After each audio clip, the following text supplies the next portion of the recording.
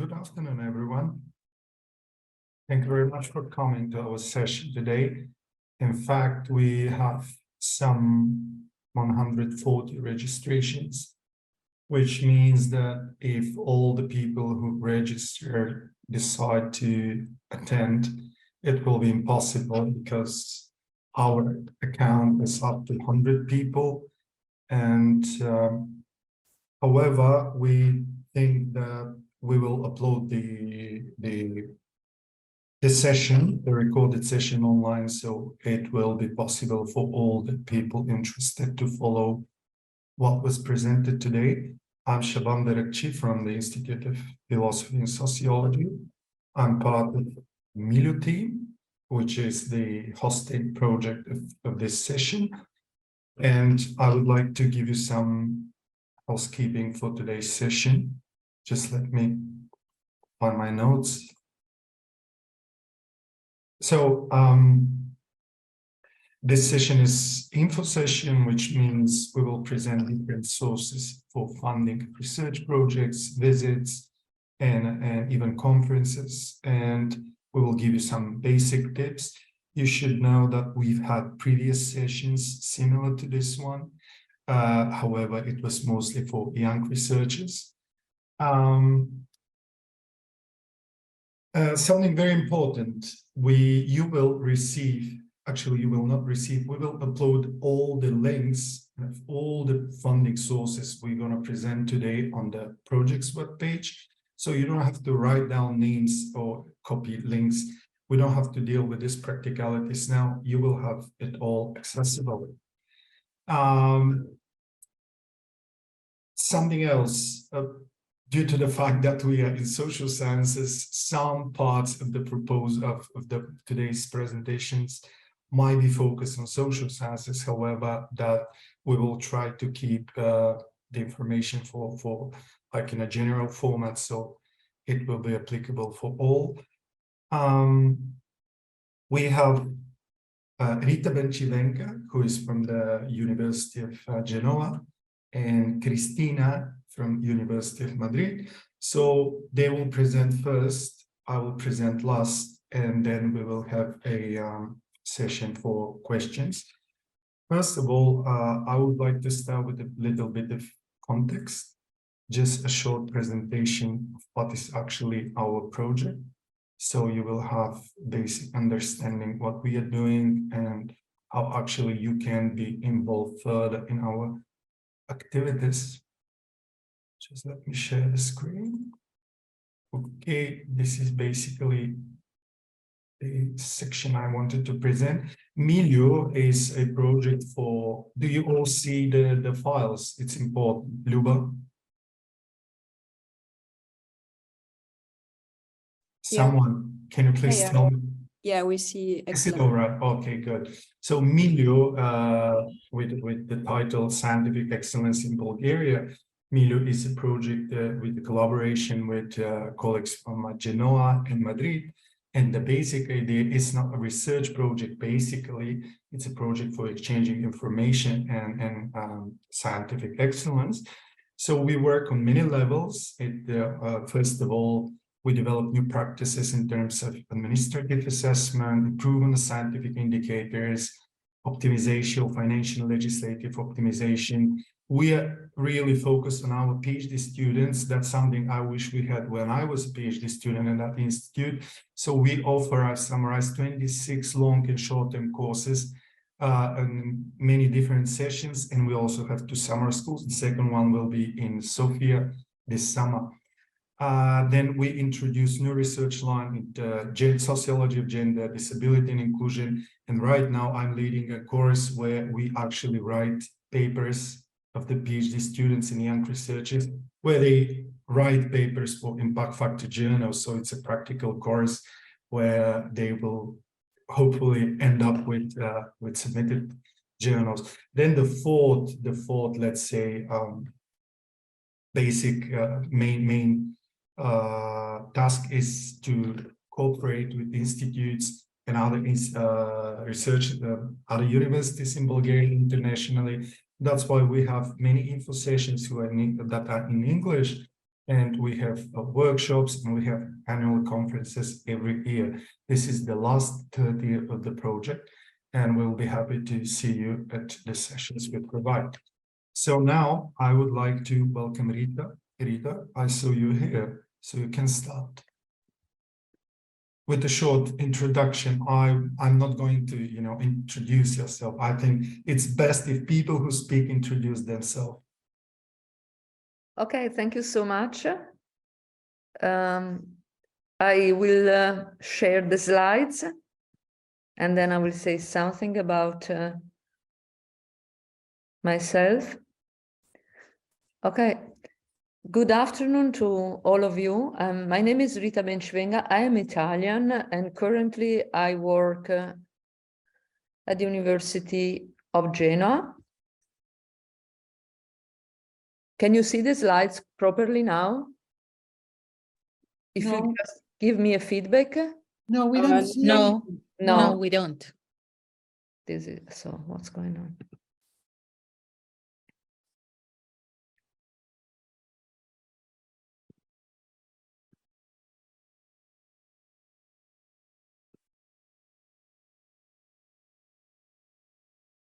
Now that's okay?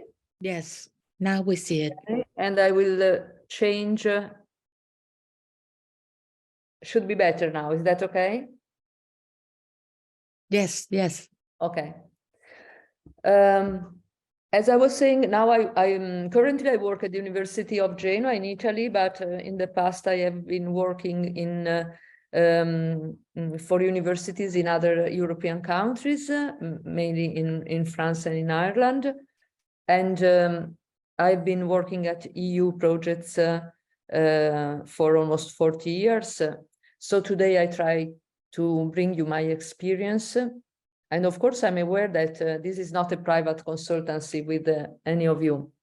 So I have to be generic in what I say. But thanks to the organization, we have time for questions and answers. So when I would prepare this set of slides, I was thinking at someone, an early stage researcher wishing to continue and remain in academia. But of course, maybe among you, there are people who work for universities in offices dealing with EU projects, for example. This is very typical. And or someone who wish to become a consultant in this field. So I will give you a general idea, and then we will have time to give more details. This is a set of questions that I always ask to when I teach to early stage researchers. That is, people tend to think that they need to know everything about EU funding, to know all the calls, to know how to work in it, to know a lot of details. But this is a huge set of information, and it is impossible to have knowledge about all of these. So for researchers, I see that it's more useful to start from knowing exactly who you are as a researcher, because this will allow you to use EU funding, not wasting too much time and arriving directly to what you are interested in, what is useful for you and your future career. So you are researchers, you know, of course, your academic field, you know, of course, the topic you are focusing on, you know the state of the art, and you know what is the regional contribution that you are bringing if you are a PhD student, or if you are a postdoctoral student, what you are adding to this state of the art. And also you have an idea of the future plans for the research that you will continue to do in your academic career. You are well aware of the theoretical frameworks that are behind your research. you know very well the methodology or the methodologies that you apply in your research, and you have clear in mind who are the main authors in your field, authors from the past, but what is more important for our discussion today, those living researchers that are the main actors in the field you are working in. You know the most relevant journals and publishers that are directly related to your academic field, and more in particular to the topic that you are studying in your research activity. You know which are the main conferences at European, but also at worldwide level, where people in the same field, in the same academic field, and possibly oriented toward the same topic, are meeting, gathering in presence or virtually. And you know which are the main labs in universities, in some cases also in private companies, depends on what you are researching, around the world. The excellence, where are the excellence in the world that are studying topics strictly related to the one you are studying. I'm pretty sure you all know exactly the answers to all these questions. And if not, this has to be done, because this is a starting point, in my experience, for thinking about how to get funded from the EU for your research, or how to join groups, projects, events, conferences that are financed through the European Union, because otherwise you will get lost very easily. So you prepare this list of answers, and then I decided to start telling you something about the Marie Skłodowska-Curie actions, because these are usually the first EU funding that researchers meet after they finish their PhD, or even before starting their PhD. It's very unusual to be involved in an EU project before that point in a career. May happen, but is rather unusual. It is more common that early stage researchers start thinking about applying for a Marie Curie individual fellowship when they are almost finishing their PhD research. This is the website that you should start exploring if you already don't know it.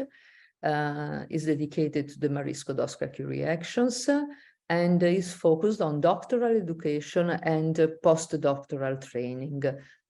As you see here, there are details about the actions, the funding, the jobs, a lot of resources, a lot of information about these different actions.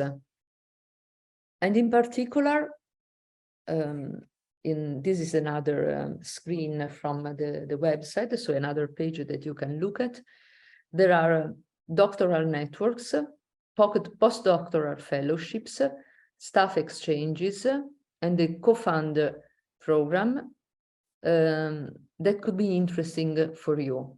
Then, of course, there is also the other section, MSCA and citizens, because each year there is this European Researchers' Night in which researchers present their work, and this is usually happens when you are already in a Marie Curie action, so it's useless to speak about it now.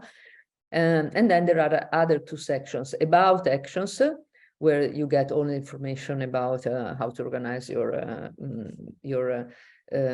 work in order to access the financing, and also technically, more practically, how to apply on this last one. But basically, you may be interested in one or more of these actions, starting from the postdoctoral fellowship, which is the the first that you meet.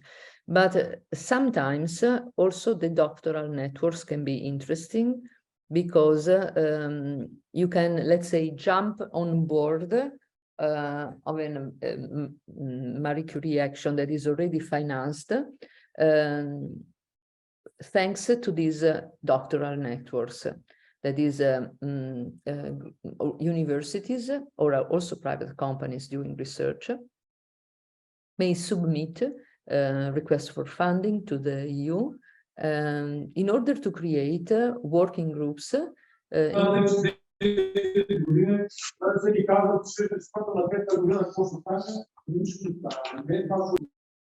in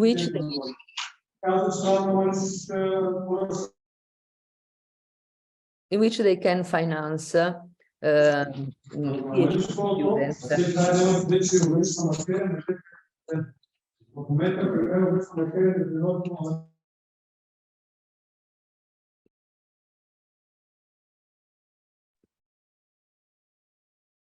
Okay, now it's better.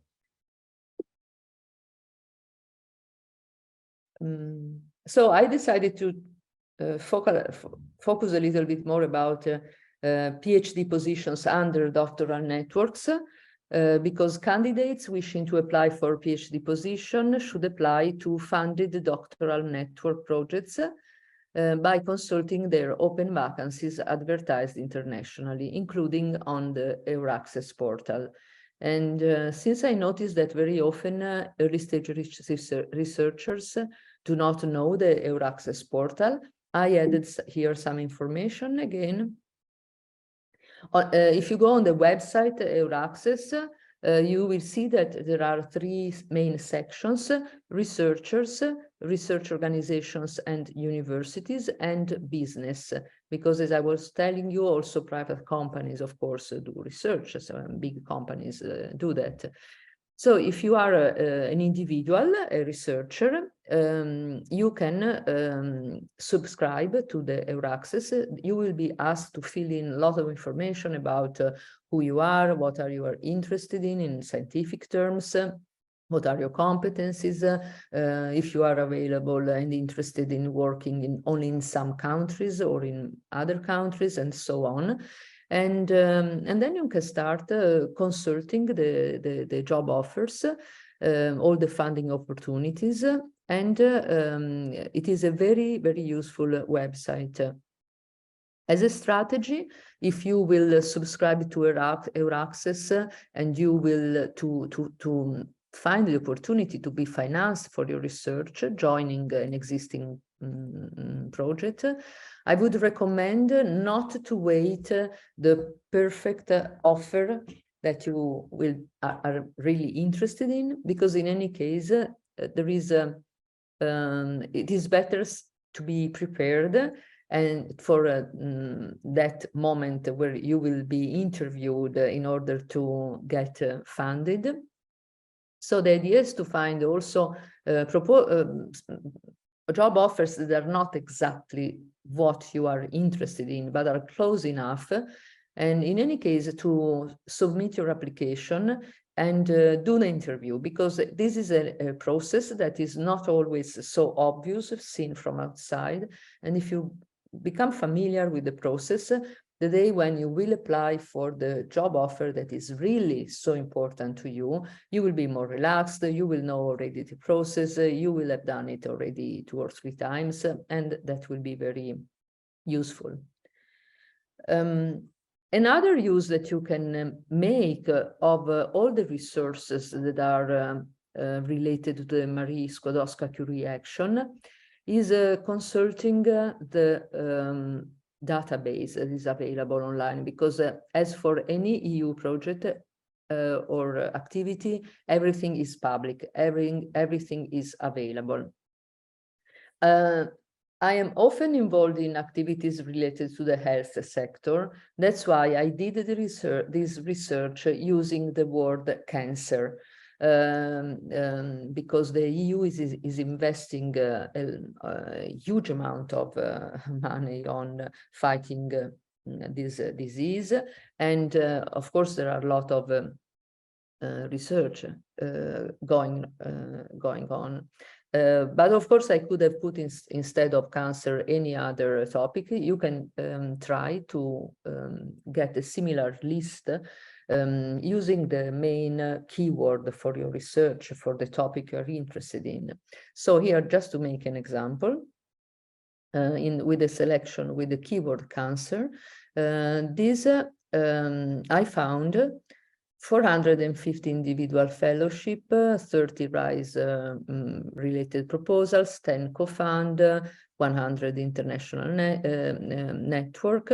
And for each line, you see, this is very little, it's not to be used now, but just to give you an idea, you have the title of the research, the abstract, the keywords, then the free keywords, because when you work for these projects, you are requested to use a set of predefined keywords that are official, but of course, science is progressing, things are changing, so you also create your specific keywords. And if you and you can have access to information about any of this research. I think this is very useful, even if you're not yet a PhD student, just to be informed of what's going on in terms of research, advanced research in the field you are interested in.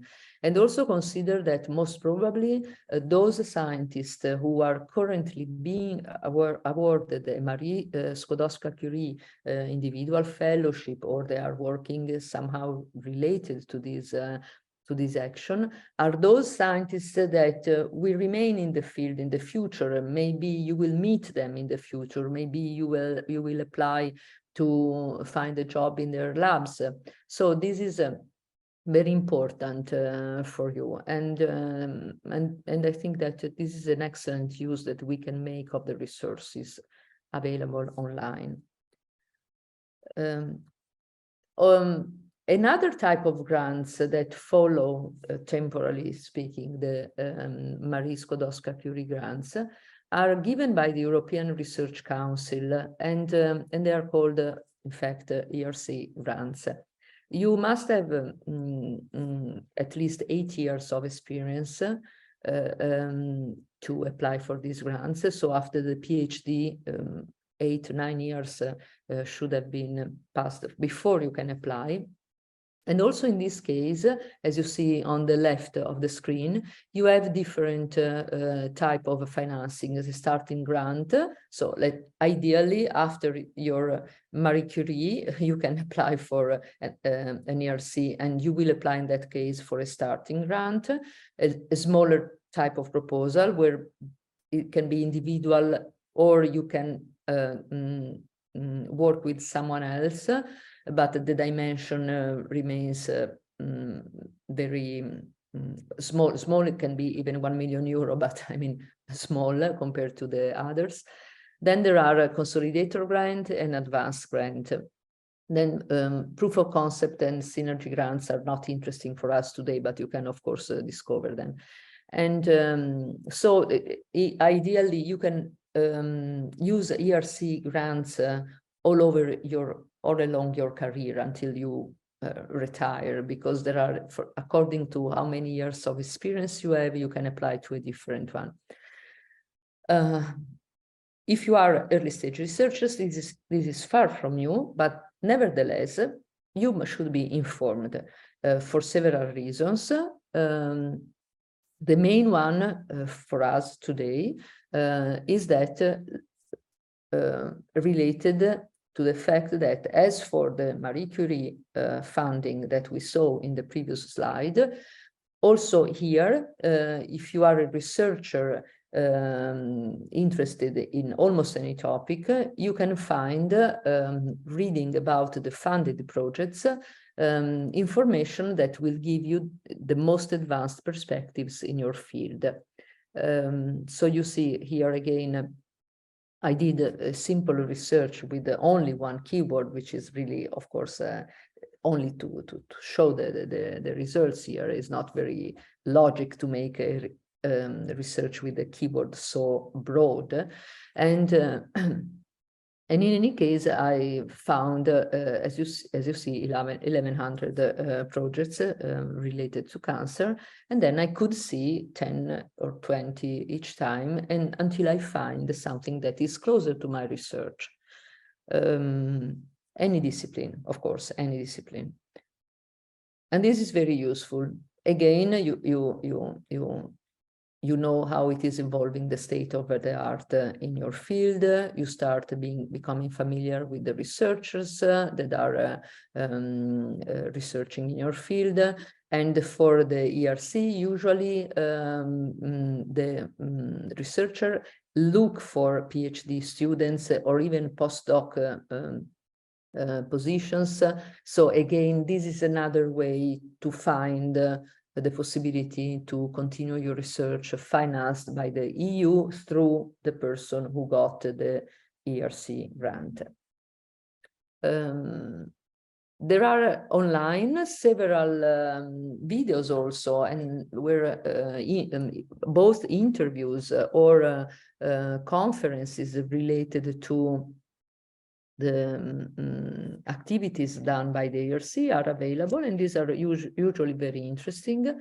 In this case, I looked for something related to the sex and gender dimension in frontier research, and this is still available online. You can find those presentations. It was particularly interesting, this conference organized by European Research Council, because the common aspect was frontier research, because the ERC are frontier research, are really very advanced in terms of theoretical perspectives, but was interdisciplinary. So you had researchers from very different fields. The thing they had in common was this applying the sex and gender dimension. And this is an excellent way also to see how a researcher speak about his or her research and many other interesting aspects.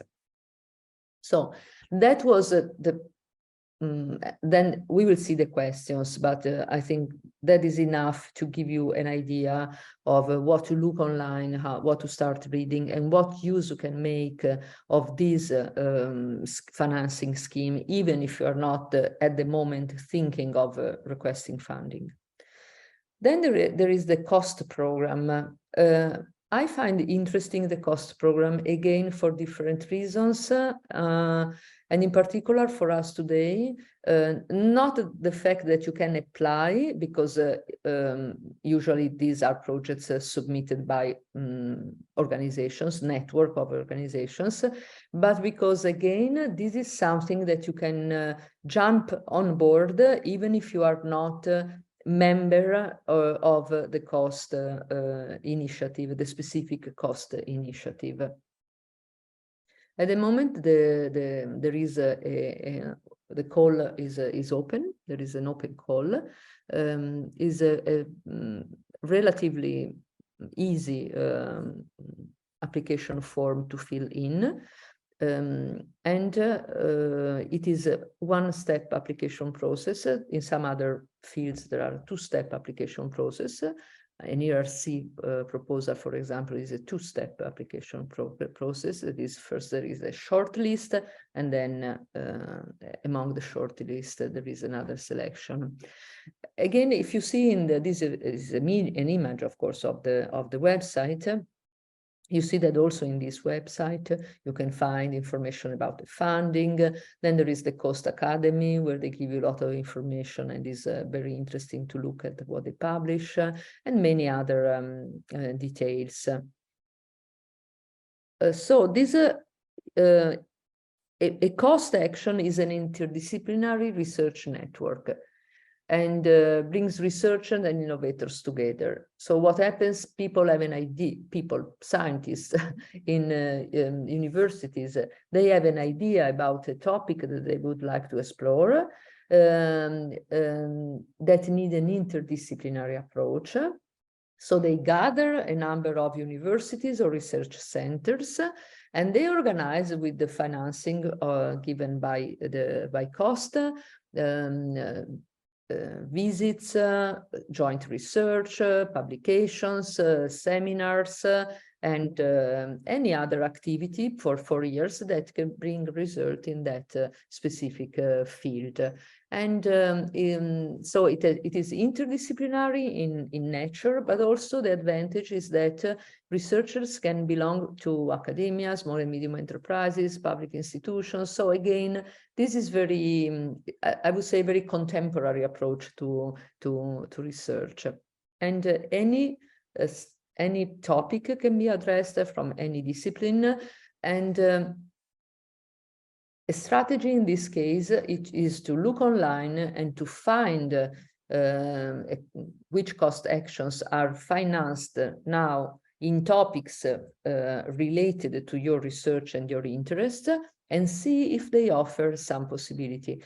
The cost action does not pay your salary, but pays traveling, lodging, expenses for organizing seminars and so on. So it's an excellent idea to know more, to meet people, to get involved in this international conversation you enter in when you start doing research. In particular, you can ask for a virtual mobility grant, so you can continue and expand your cooperation in a virtual setting. That lot of activities, surveys, courses, workshop, preparation of protocols, and so on. And this is the first type of grant that you can ask. Then there are the short-term scientific mission. You will spend 1 or more weeks hosted by another organization, and your travel and lodging expenses will be covered usually by the mission. And you can join even if you are already still a PhD student. And you of course, more information is given on the website. Here I simply copied the initial part so that you know what you can look for. And the third one, the third activity that can be interesting is this conference grant that support early career investigators and PhD students from participating inclusiveness target country, and Bulgaria, if you are from Bulgaria, is one of these countries, to attend activities, conferences related to your topic, and that are not organized by the cost action. So while before we were speaking of activities happening within one of the networks financed by cost, you can apply to attend a conference organized in another place, not financed by cost. If I remember correctly, they can give you up to 1,000 euro. And this will cover the cost for registering to the conference and help you with the cost of attending the conference. I think it's always an interesting tool to explore. And I will finish telling you something about Horizon Europe. The entire Marie Skłodowska-Curie, as you will see, is part of this Horizon Europe. Horizon Europe is the biggest umbrella set of financing. Horizon Europe is a framework one of the current framework program for research and innovation. Here there are the steps since the beginning of this story of financing research and innovation. And you see that the first framework program was financed in 1984, and they had only the number until Horizon 2020. Horizon 2020 was the 8th framework program, and for the first time he has also a name. So now we speak of Horizon 2020, but we can also say the 8th framework program. And the current, after Horizon 2020, is Horizon Europe that run from 2021 to 2027. So most probably some of your financing will arrive from Horizon Europe in the next few years. The name of the programs changed with Horizon 2020. As you see in the previous slide, they were called Framework Program for Research and Technological Development. From Horizon 2020, the name changed, and now they're called Framework Program for Research and Innovation, meaning that now the focus is really on innovation. And this is very interesting. I say so because the MILIEU project, as you know, is strictly related to gender and the sex and gender perspective, because innovation may mean different things, but surely if you do a research that applies a gender perspective to a topic that has already been explored without this perspective, this is an innovative aspect of your research. So that can give you those small extra points that make your research financed. This image is taken from the information given by the EU, so you can find online the entire set of slides. They are linked at the bottom of the slide, so it's easy to find them. And you see is a huge set of financing specific programs, and given for what I understood, your interests that are more less related to strictly STEM disciplines, we focus on the central part of this slide. There are 3 pillars, and there is this at the top, at the bottom, widening participation and strengthening the European research area. And this is interesting for us today because the MILIEU project has been financed by this widening participation and spreading excellent program. You see in Pillar 1, there is, among others, the Marie Skłodowska-Curie set of actions, but there is also the European Research Council that is new for Horizon. This is an innovation from Horizon Europe. And the second pillar is divided in several clusters, and you see that goes from health, culture, creativity and inclusive society, civil security for society, digital industry and space. So more or less, whatever is your research topic, you will find some call for proposals that address these your research topic. And then there is the third pillar that again includes active financing like the European Innovation Council, but also the European Institute of Innovation and Technology, that is again another huge website that I suggest you to have a look at. There is no time today to speak about that, but also there you can find interesting information. And I will say something now about the European Innovation Council, but because this is really interesting. It's you can apply if you have ideas that are really innovative, ideas that really can disrupt the system in which they will be applied.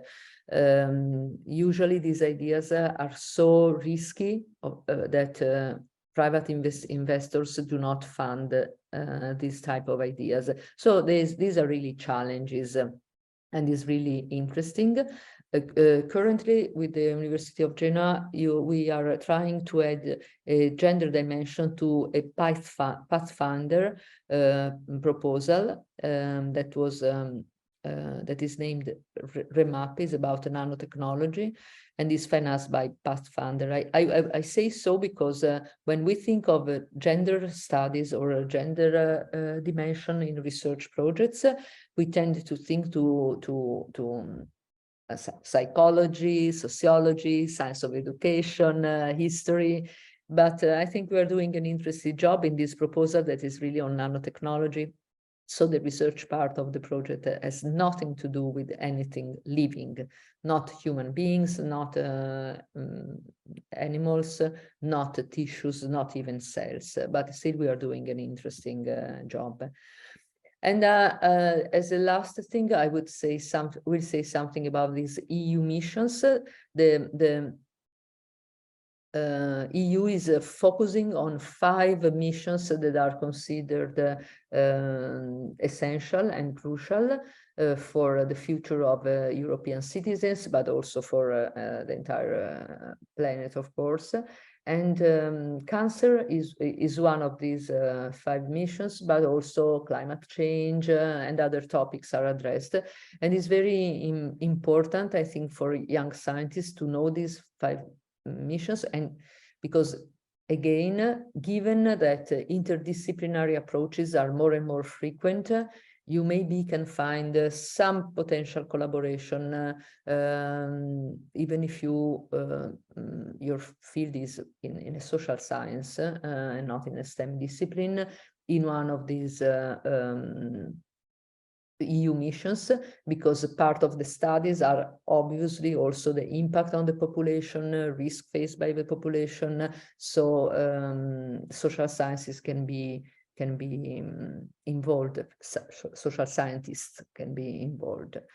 The 5 areas are adaptation to climate change, including societal transformation. So you see immediately the link for sociologists, psychologists, and other type of social scientists. Cancer, healthy oceans, seas, coastal and inland waters. Climate neutral and smart cities. So here again, you see the possibility of collaborating, and soil health and food.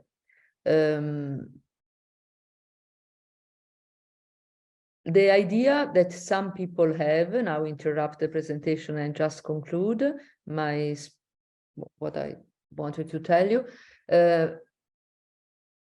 Very often young researchers think they should write a proposal themselves, but this almost never happens. So in any case, you will be working with other people. In the past, there were projects that one person could write all alone, but nowadays I do not think this is feasible. So in any case, you will not be alone in your university or in the university where you want to go. For example, for the Marie Curie, there are offices that are dedicated to helping you in writing proposals. And also in filling in the application for a cost, small financing, or any other type of small activity. I am going back ideally to the first slide that I show you. The more precise you can be about what you are interested in, where you want to go, who are the scientists that are the reference point for you, the easiest will be for those who will help you in finding with you where to apply and what to apply for in this set of steps that will accompany you in your academic career. So that's what was all for me now, and we'll see if there are questions later to add more details, Yes. of course. Thank you, Rita. I should tell you that Rita had an amazing speech a few months ago when she talked exactly how actually gender is relevant to all the sciences, including natural sciences and technology and so on. And I think we will post it on the webpage because it's really, really important. Many people struggle with this. I would now like to invite Cristina. Cristina, you're welcome now. Cristina Perez. Yeah, Hello. How are you today? Good, thank you. Yeah. Hello, everybody. My name is Cristina Perez. I can collaborate with the University Complutense of Madrid in the development and management of research and innovation projects, mainly under the umbrella of the European Union programs. And Well, I have to say the Rita's presentation has been great. I need to say the first slide that she has shared, the one with about the research, I think is the key point. Is in order to enter in the European Union programs and be successful, it's really a key part to know your strengths and know how to contribute and to orient this contribution to the priorities of the European Union programs, and that is really the key of everything. Well, having said that, I'm going to start with my presentation. I don't know if it is possible, but if please let me know if you can see correctly the presentation. It's all right. It's all right. It's visible. Thank you. If your setup allows it, I'm going to be jumping from the presentation to my browser, mainly to enter in some of the European Union websites. I will invite you to do the same with me if you have the capacity to do that. So this way it might be well, useful for you, but also like more enjoyable, I will say. So today is about funding for research projects. We will be focusing mainly on sources. My idea here is to provide like an overview of the 9th framework program, but also to I will enter into 2 specific programs, Horizon Europe and Erasmus+. And I have analyzed here, that is the funding and tenders portal. The first time you enter in this portal, it might be hard to understand and a little bit overwhelming, but it's really, really helpful. And if you take the time to go through, you can find almost everything you need. Again, the main lead you need to take is your own strength. Starting from that, this is a very good source of information. And you can now enter in the website. I'm okay with that. And the first thing you see is this blue area. What is this? This is the different programs that you have under the same framework at this moment. And as you can see, there are a lot, and each of them has different goals and different topics and different opportunities. So it's like an exponential site for opportunities. How are they organized? You will see that, as Rita said before, all these programs are under something that is called your Horizon Europe, and this is the 9th European Framework Program for Research and Innovation that is covering, is going to cover until 2027. It has 6 what they call headings, and I have highlighted in red the 2 that I'm going to talk about today. One of them is mainly oriented to research and innovation, and this is Horizon Europe. And you are right. I'm talking about Horizon Europe as the framework program and also as a specific program. I know it might be confusing, but it's just be with me for now. And the second program that I'm going to talk about is Erasmus+. That is in heading number 2, Cohesion and Values. And this program is really oriented to learning capacities. And well, all these programs are funded by the European Union. So the European feeling and belonging is really an important part of all these projects. but in Erasmus Plus, it has a predominant role. So these two that I'm talking about in the blue, in our blue area are over here. I'm going to start with Horizon Europe. And this slide has only one purpose. Look at the logo. That's the only thing I'm going to ask for now. This is funded by European Union. And when I'm going to Erasmus Plus, you will see that it's co-funded. Okay, why is that? Well, under all these different programs might be 100% funded by the European Union, or they might have some contributions from the specific countries. Erasmus Plus projects are co-funded. That means that part of the funding comes from the European Union, and the other part is coming from your own countries. And this is a small difference, but it makes a difference specifically when you justify how are you developing the project. So going back to Horizon Europe, you are already familiar with this slide. I'm not going to explain it because Rita has done a very good job about that. Just look at to the left. This is, as I said before, oriented to research actions and development actions, research and innovation. And just to do an exercise, I would like to focus in pillar number 2.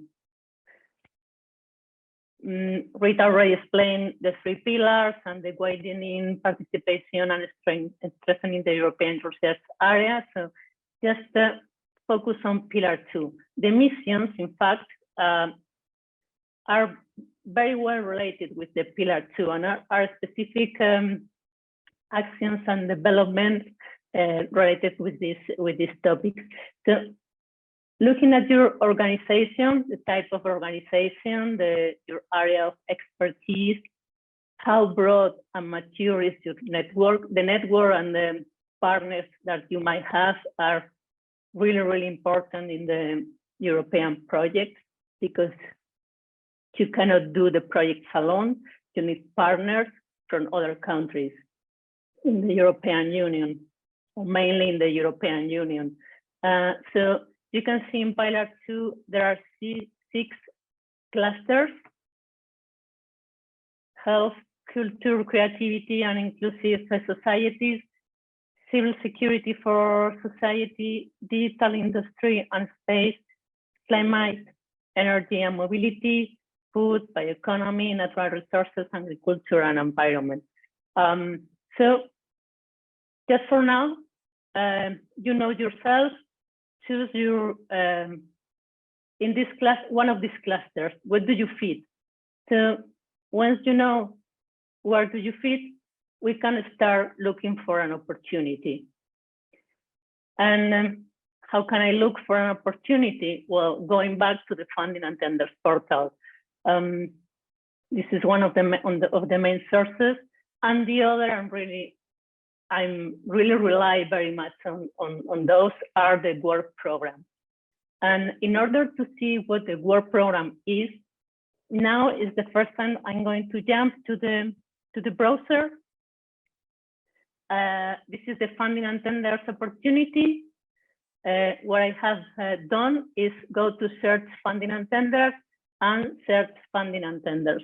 So here, first thing that you can see is you have grants and you have tenders.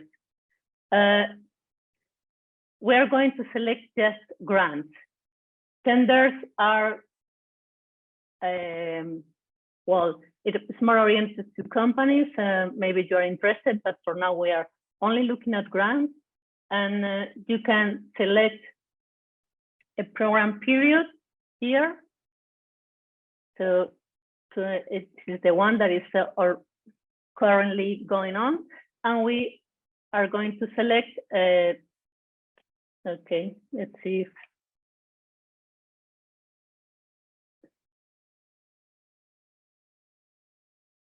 it works.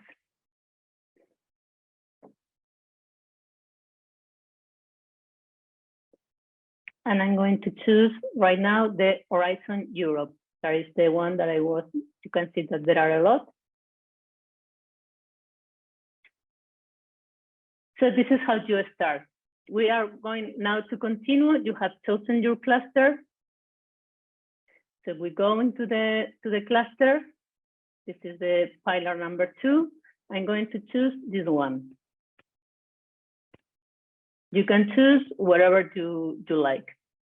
And here, I'm going to suggest the forthcoming and the open for submission. The closest one might be interested if you don't know very well the program. So you can see what has happened in the past, and it might happen again in the future. But for now, we are only to choose these 2. We have 28 opportunities right now, and we can still go on with the filter. And the problem here is when I'm going to enter the destination is I don't know anything about this. So where can I find information about this? Going to the Horizon Europe website, and you go down, down, down, and you go to the work programs. Enter the work program, and you have a general introduction that might be useful, all the clusters, and these annexes are really, really useful. It's where you can see the eligibility criteria, the evaluation criteria, etc. So I have already opened the cluster number 2, the one related to culture, creativity, and industry, inclusive society. One.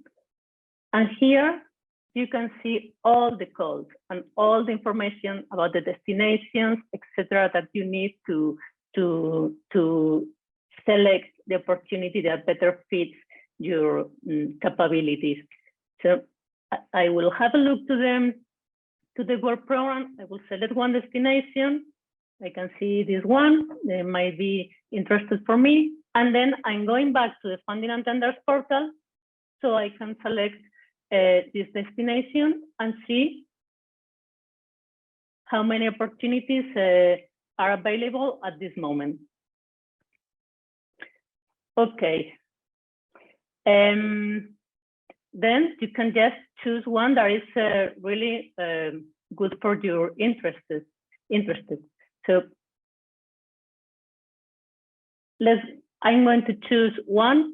I don't really mind at this moment. I just wanted to say some things about this general information.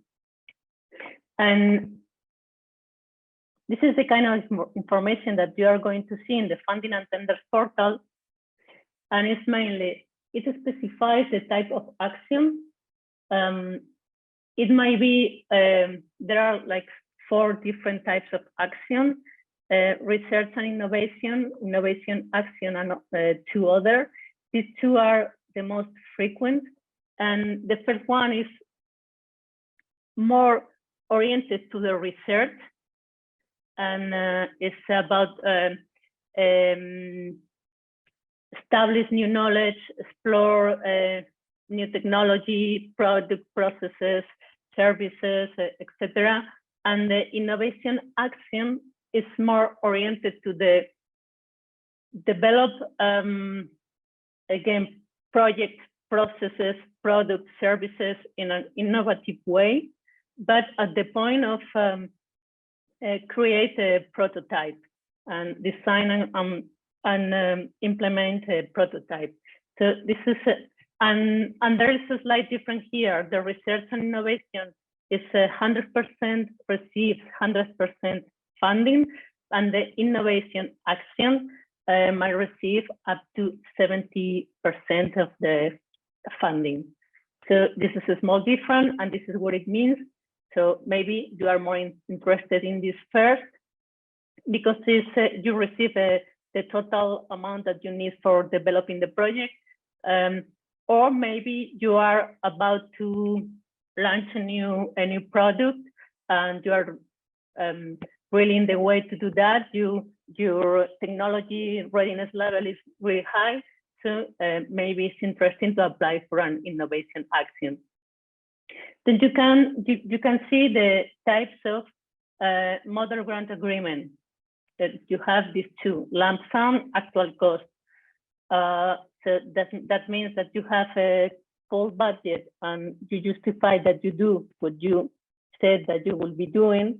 And in the second one is, apart from that, you have to justify all the costs. Then you have the deadline model. It can be a single stage. That means that you prepare a proposal and you send the full proposal at first.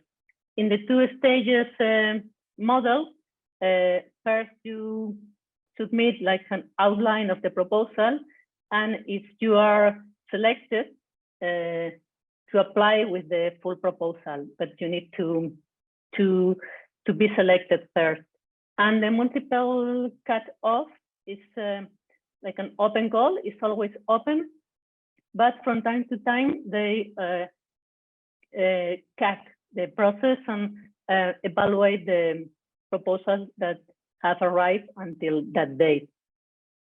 Then you have in the same in the funding and tenders portal, in the same web page, all the information about this, and then they start with the description about the specific topics, the destination priorities that you need to read because you need to be aligned with all this, the topic conditions, admissibility criteria, evaluation criteria, etc., and some useful links.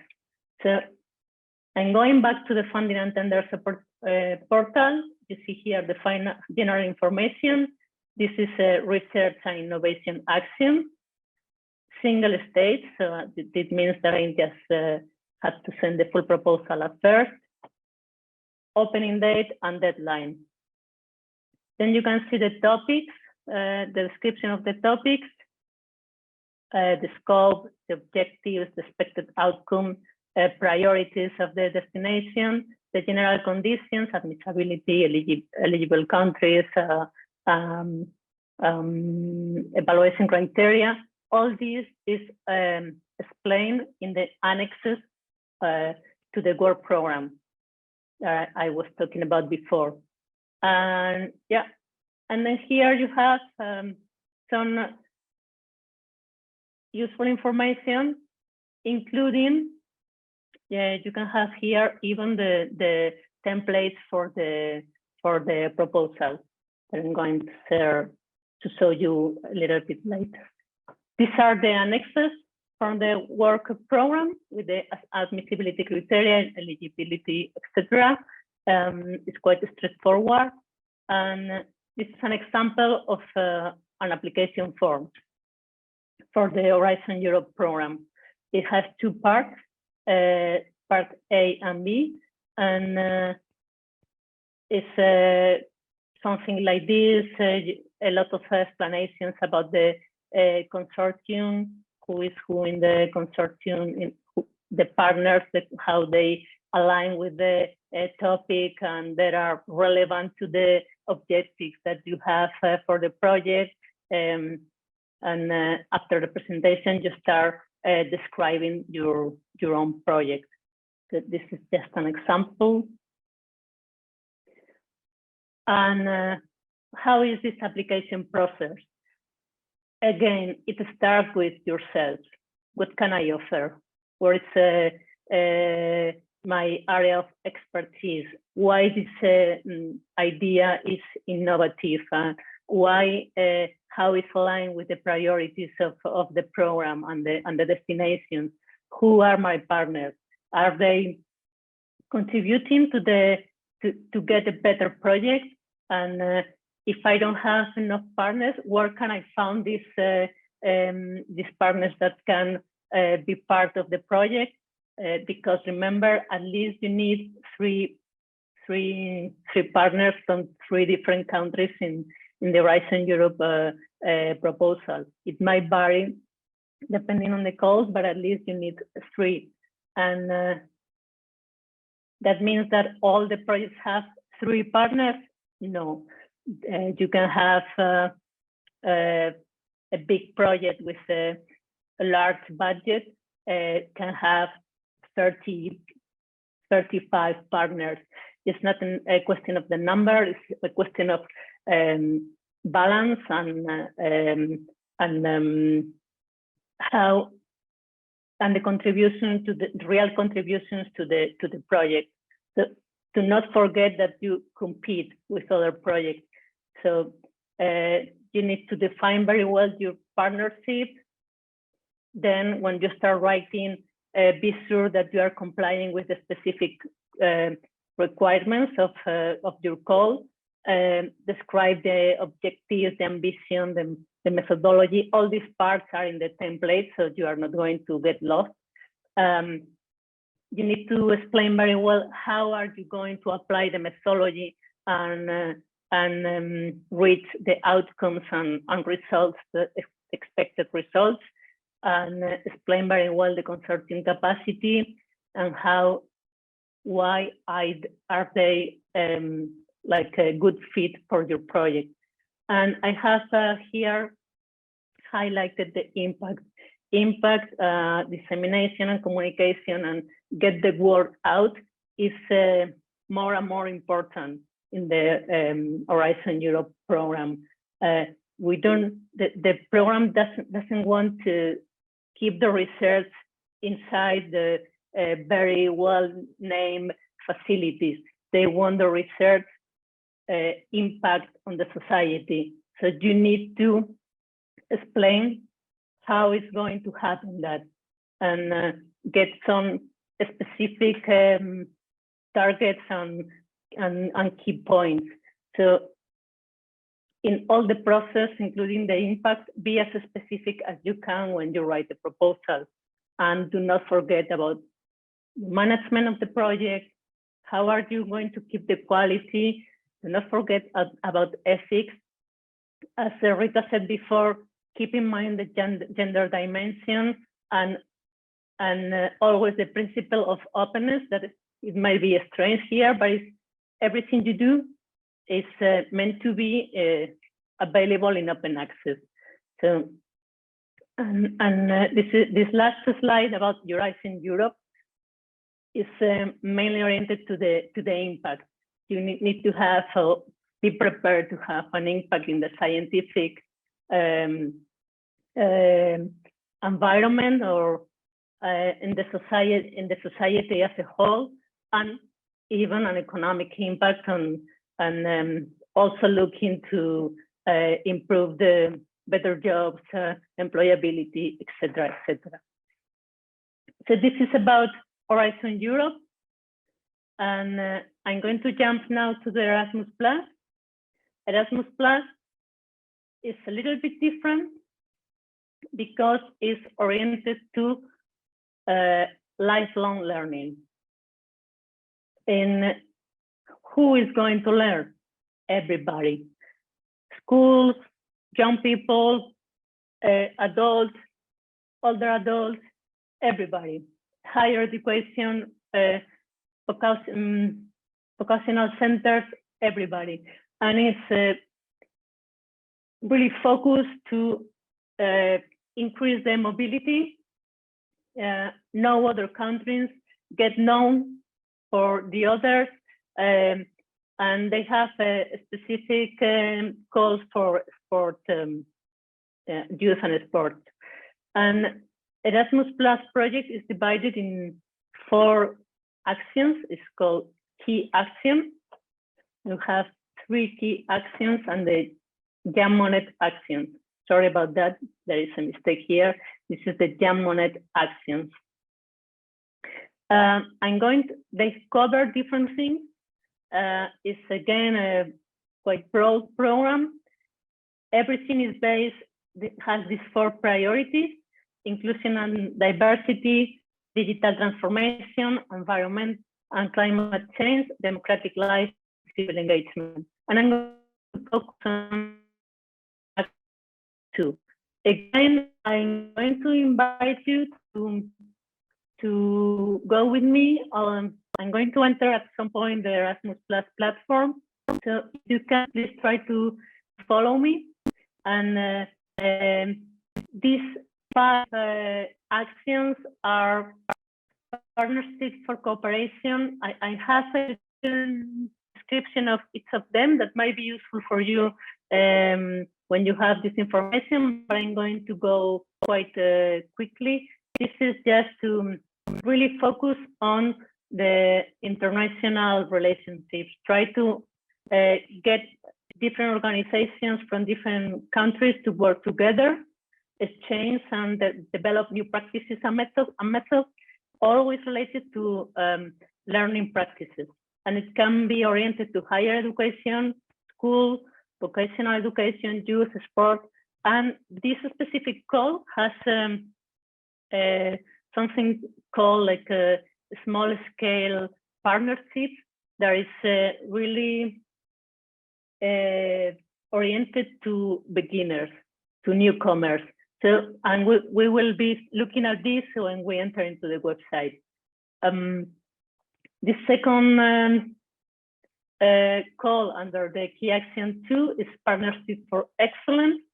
In this case, what is the program tries to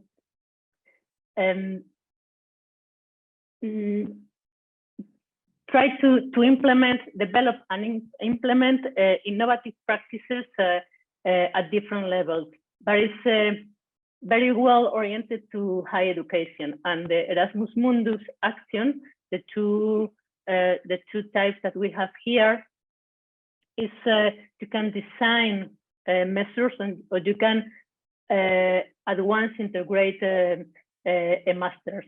And these masters are or delivered by International Consortium of Higher Education, and it has to involve different organizations from different countries. The partnership for innovation, what is looking at is to being really innovative.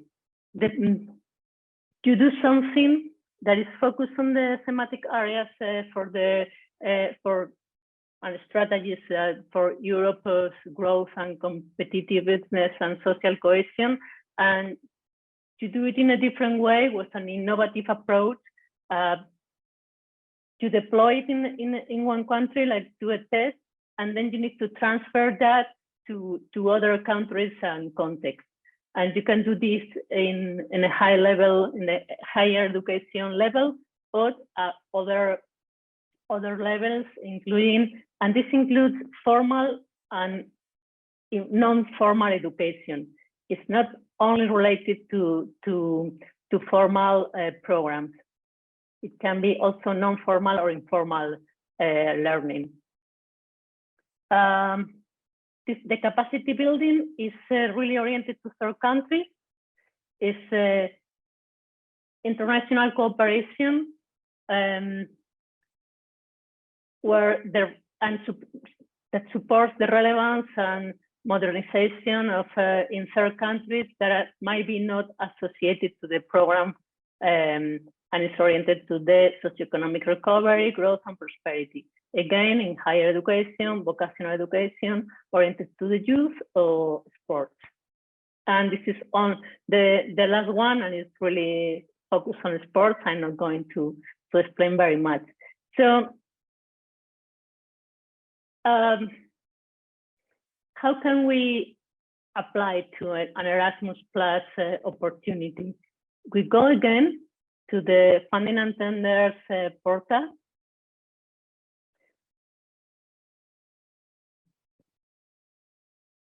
Okay, and this is the website.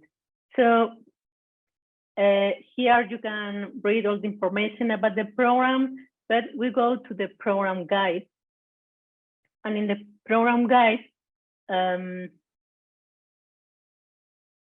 we see the guide online, and we are going to the part has some general information. Here you can have the eligible countries that might be useful for you, and part B is where you can have the description of every key action.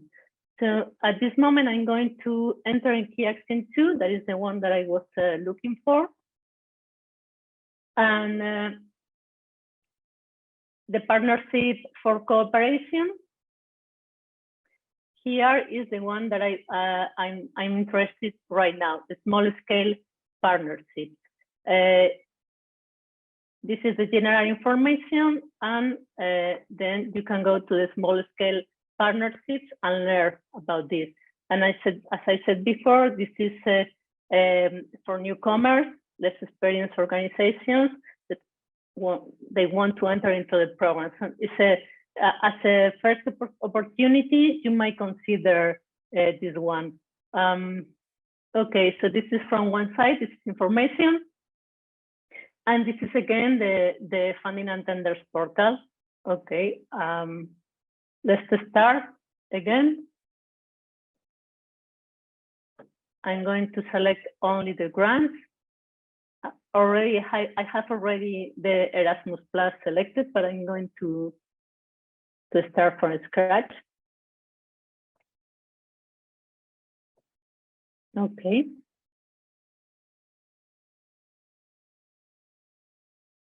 I'm going to select the program period.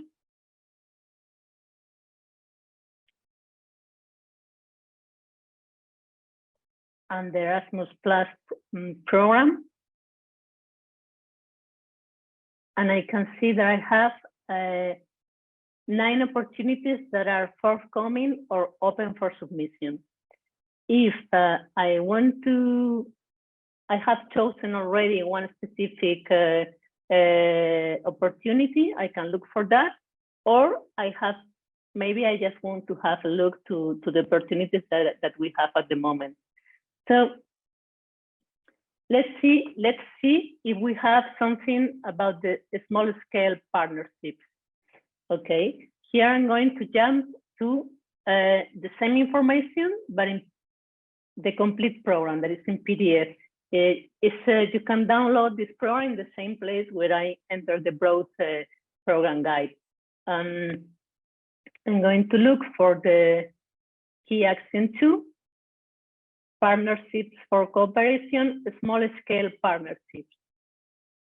Okay, here is the information, what is this about, the objectives, the criteria, who can apply, types of organizations, number, blah, blah, blah, blah, blah, blah, blah, blah, many things, priorities.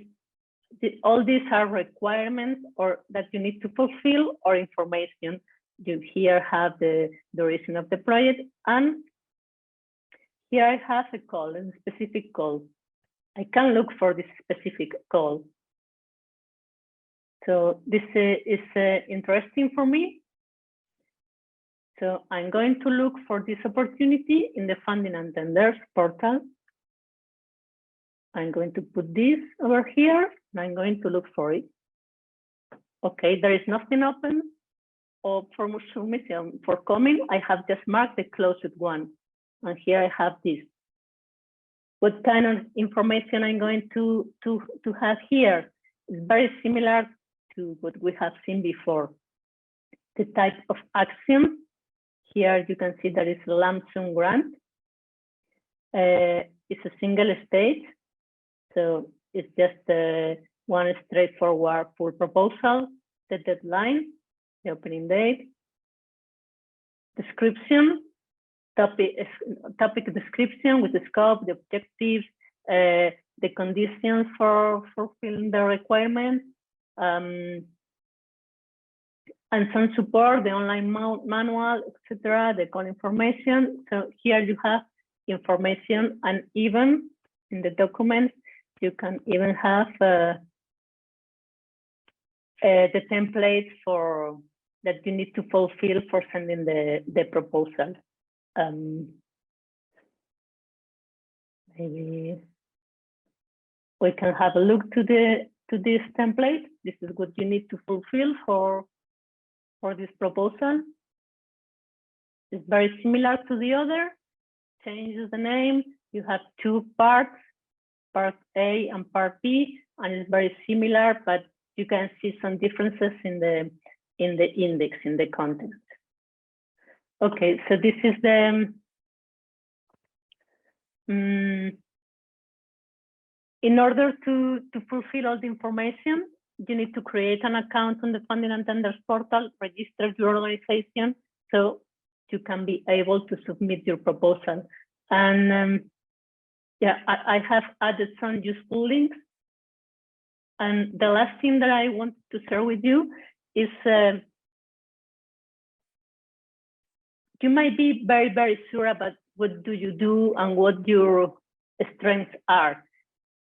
But once you have done all this work, you can also look for inspiration. If you need to look for inspiration, you can go to this is for Erasmus+, this is EPALE.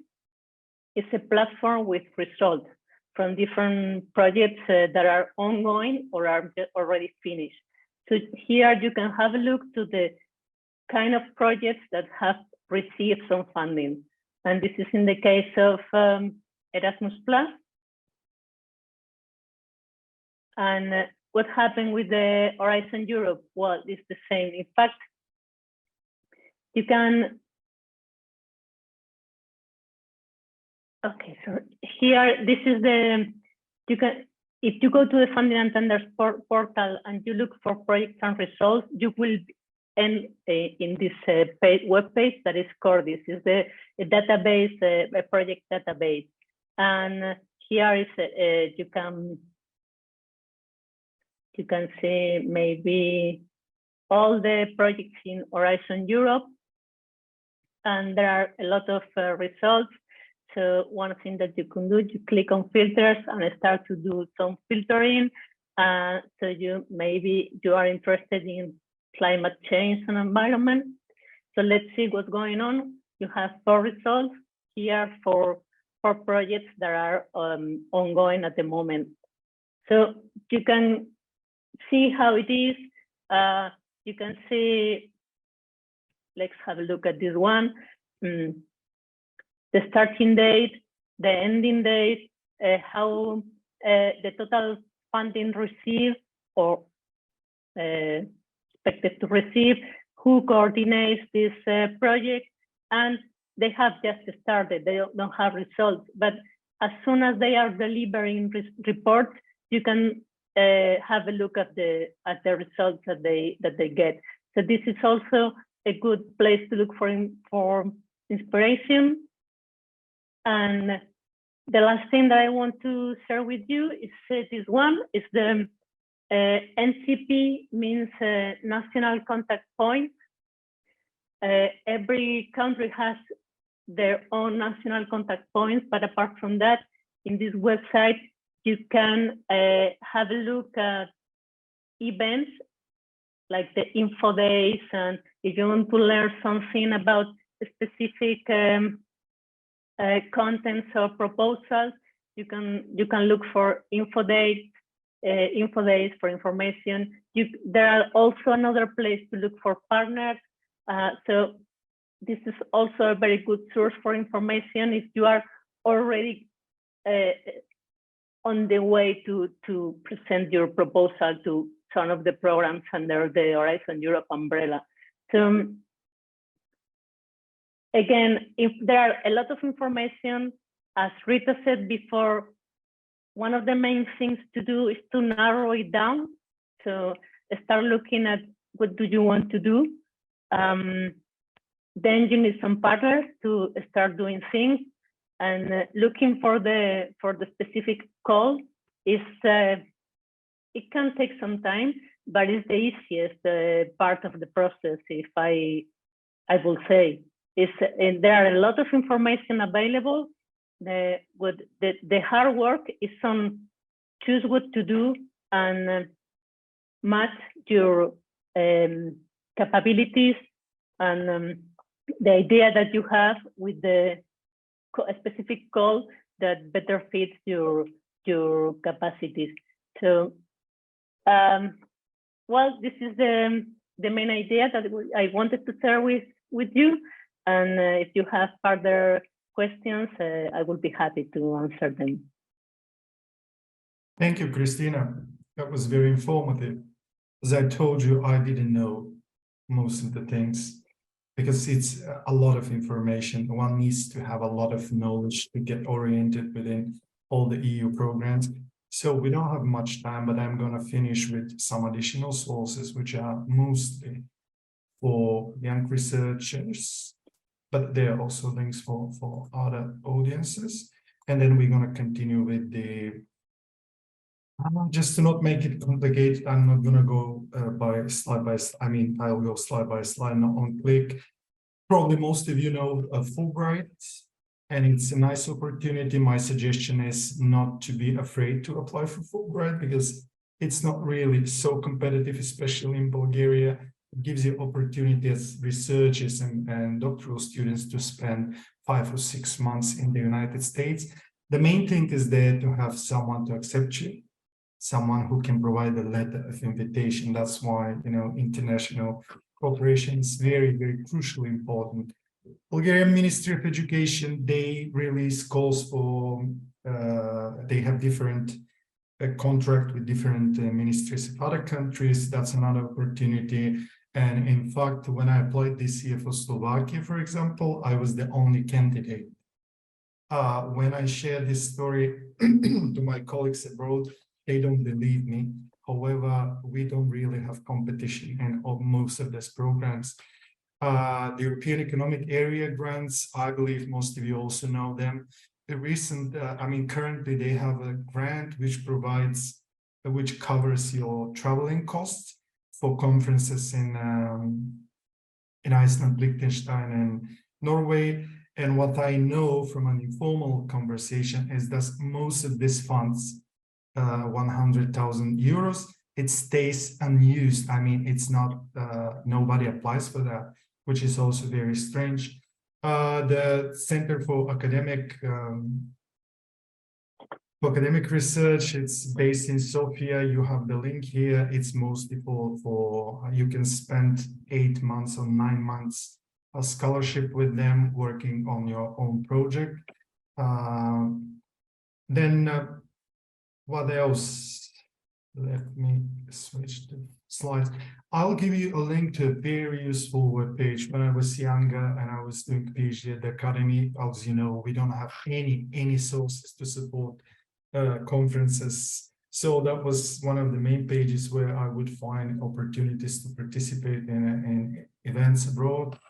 And the Swiss postdocs and doctoral programs are very, they offer really nice conditions. That's something I was applying, but I didn't manage to get it. It's quite competitive. The German Academic Service of Exchange, it offers more than 80 opportunities. If you don't know it, you will see the link, and then you have the chance to navigate on the platform so you can find the most appropriate calls for your expertise. And then Slovakia has also a nice program. You will see the link, which offers up to 12 months for research visit. They also have a program for PhD students. What I usually tell the people from social sciences, because that's the people I teach, is that they should follow most of the academic networks in social sciences. They have scholarship for conferences. They do sometimes have small grant schemes. So you can European Sociological Association, International Sociological, European Consortium of Political Research, European Association for Social Anthropology, Council of European Studies. These are the main events we attend in social sciences, big events on international level, and they do provide opportunities.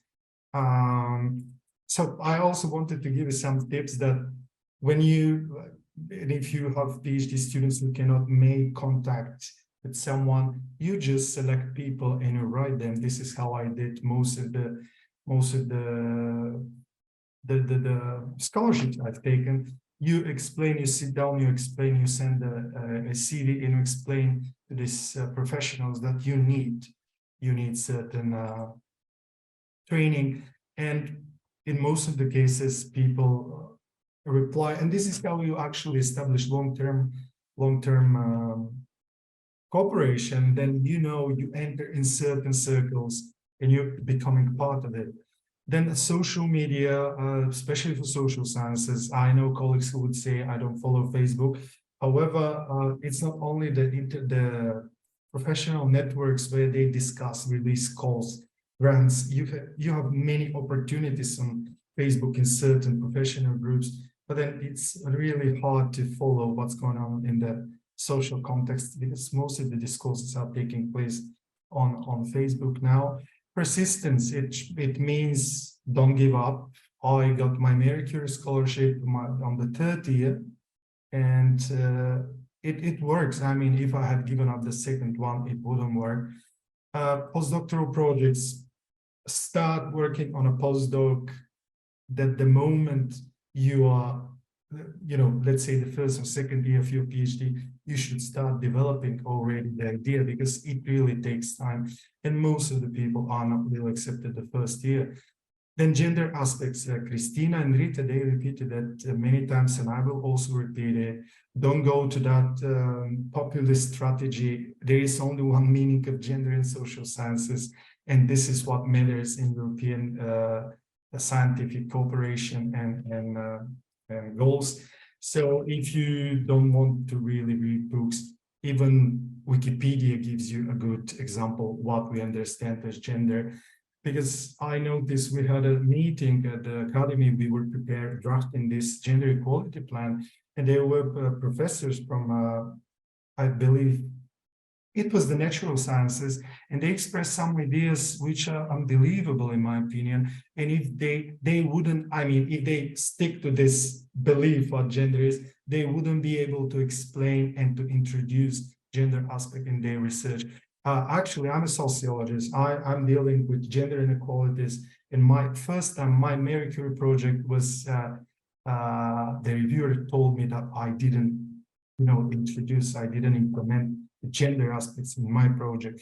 So sometimes it takes time and you should take it seriously. And then publications in Scopus and Weapon Science, it's very important. I remember when I applied for Humboldt, they told me literally, you don't have even one publication in Scopus or Web of Science, we will not consider your application. That was the time when I realized that I have to have it. And finally, let us know if you need certain training, one of these programs, if you need more detailed training, if you need to focus on something, if we manage, I mean, if we have enough requests, we can organize an additional session on certain programs you're interested in. With this, I am done, and I can now go back and you can start asking questions. Raising hands.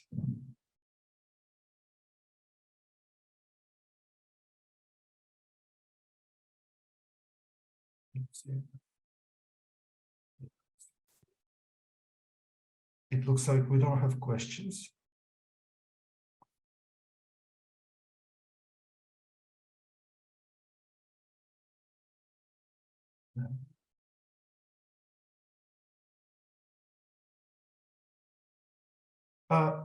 Well, I'm going to use the chance. There is one question now. Let me see.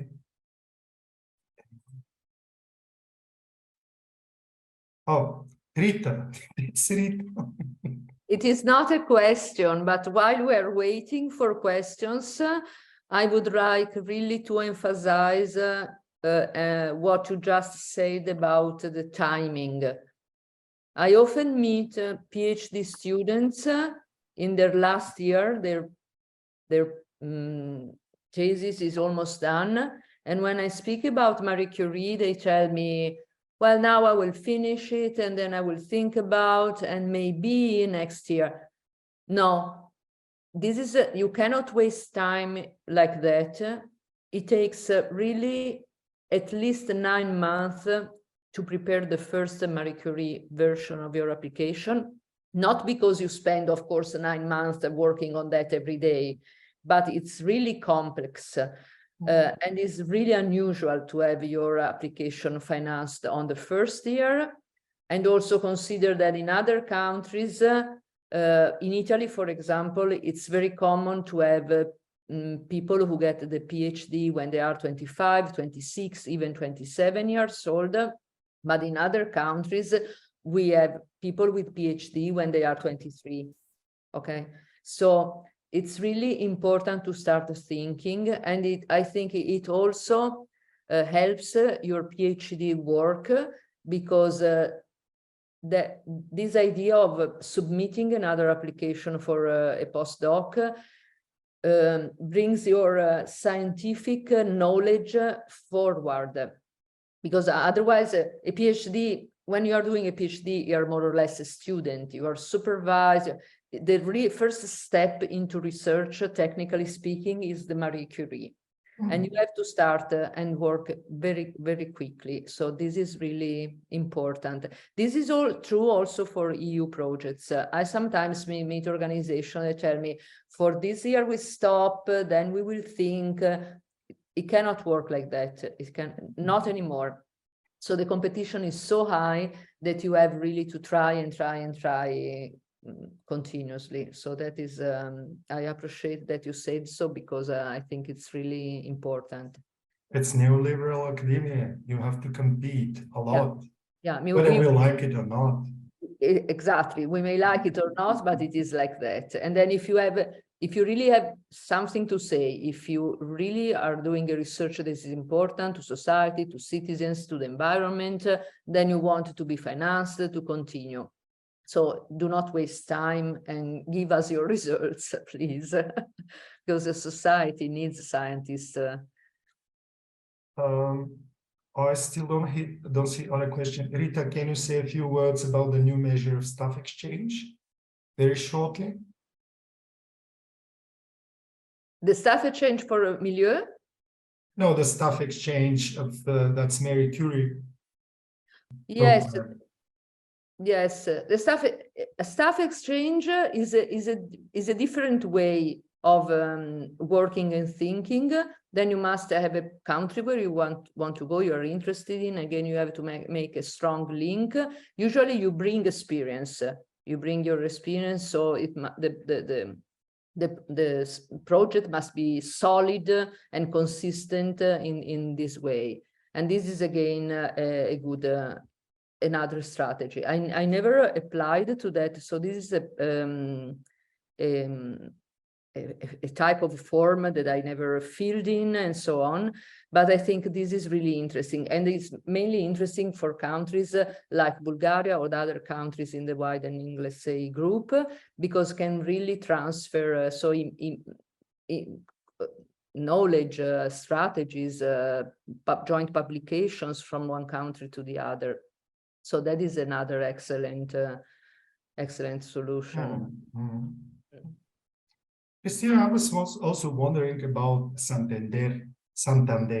Do they offer some research projects grants? Because I know they offer a lot of scholarships and funding. Santander, Do you mean have the bank? The bank, yes. Yeah, there are Santander, and there are several banks. In fact, they have like a social Program. Yeah, programs like the BBA or La Caixa. There are several. They have different programs. Most of them, in fact, have specific topics related to social science. And this is very interesting, but they are very, very competitive. Santander Bank has a specific call for researchers, but I have to say that it's in Spain. I'm not sure how the programs are working abroad, but in Spain, if you apply to the national programs and you get a good qualification, although you don't get the finance, they allow you to enter in a specific call just for this kind of people. So, and this is really helping a lot to some researchers, especially young researchers. Young researchers sometimes find that they cannot justify the same experience that principal investigators with many years of expertise. So they get this low qualification sometimes in the evaluation criteria, and it's like they are stuck over there. So jumping on these other calls, providing the opportunity to get experience in some projects, so they are better prepared for the next call. So yeah, this is a good thing about these opportunities. Put my But microphone. not very well known what happens in Bulgaria. So I don't see really questions. It looks like you've done perfectly your job to explain everything. So we got a question from Ignacio Jose Martin Galera. Can you see that? I don't know who is that intended for. What's the best way? Shall I read it loud? For European project, what is the best way to get partners from other European universities for the project? Is there a program oriented to this? I can say something, or maybe Cristina, you want to start about as you prefer. I don't mind. I think you can start, and I will jump onto you if I see the opportunity. You can find a group of people and organizations interested in EU projects almost everywhere. On Facebook, on LinkedIn, I think also on Instagram, and on the EU websites, or sometimes there is a link to a page where people can post their interest in finding partners or offering their idea to other organizations. And for the big programs, the EU organizes events. In the past, they were in Brussels, but nowadays they are often online, where they explain the program and people can participate to find partners. But this, so you can do that, but it's very unusual in my experience, because it's very unusual that an organization has no, that means that the organization has no network. And this sounds very strange.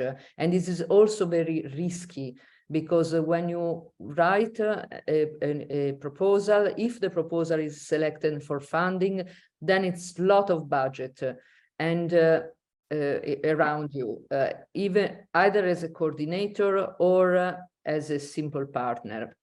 And you don't want people that you don't know. You don't want to risk people leaving the project, creating difficulties, slow in sending the information or the documents and so on.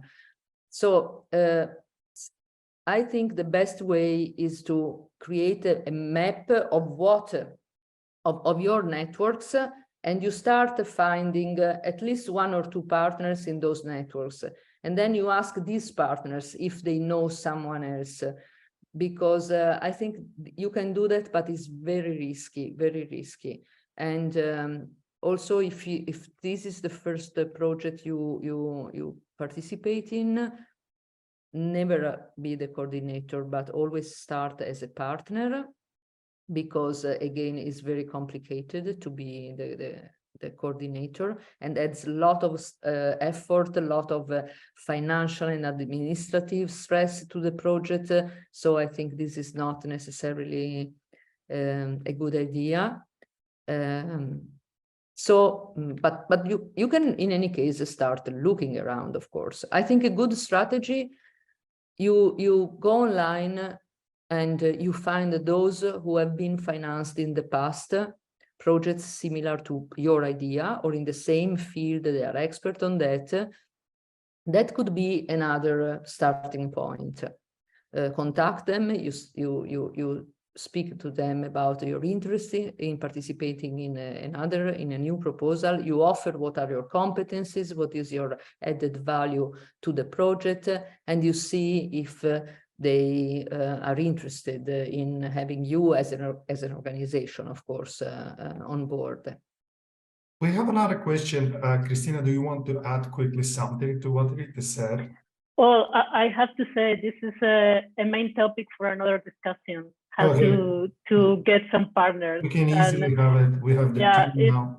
It's as Rita said, just start with the obvious, your inner circle, your own network, and start pulling strings and looking for. I really hope that our guests will, request some more specific things so we can probably organize one more session on this. We have another question. But the only thing that I wanted to add to Rita's observation is that this one is a process. You start small with a small network, and you get more experience. You get further partners. You get to know who works well, who don't, and you have like a core amount of potential partners, and you start growing from that. So it's a process. It's just start small, and then you grow up. You go big, as they say in the saying. What program is suitable for theoretical research for single investigator in book publishing? Marie Curie. Marie Curie, I would think the same. That's gonna be... Because part of the Marie Curie, of course, is the publishing. So you will commit in publishing articles, books, whatever. So I don't know if you know other, but I think this is the, then of course you have to go abroad. This is the... Yes. Yeah, unfortunately, many programs offer training with living abroad, traveling. I've noticed that it's very complicated for most of our colleagues in our institute. Many people cannot just take the suitcases and go somewhere. I understand that. But at the same time, if you go somewhere, you build networks. And then the networks are very, very important. You need people to apply. You need to know people. What else? I see we don't have many questions.